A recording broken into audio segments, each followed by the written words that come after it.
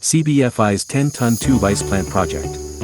Located in Subang, Kuala Lumpur, Malaysia, where the client has years of experience operating edible ice plants. The project has stringent requirements for the quality and hygiene of tube ice. CBFI has designed a high-standard tube ice plant solution for the client.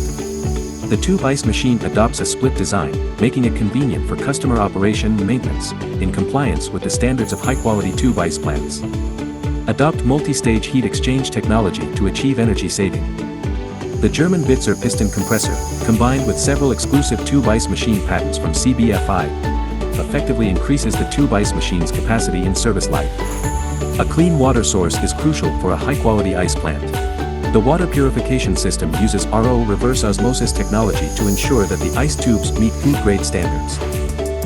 The parts in contact with the ice are made of food-grade 304 stainless steel to ensure the hygiene and safety of the ice.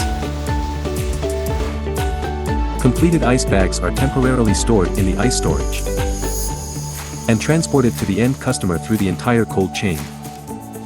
CBFI has created a more reliable and sustainable solution for the client's edible ice plant.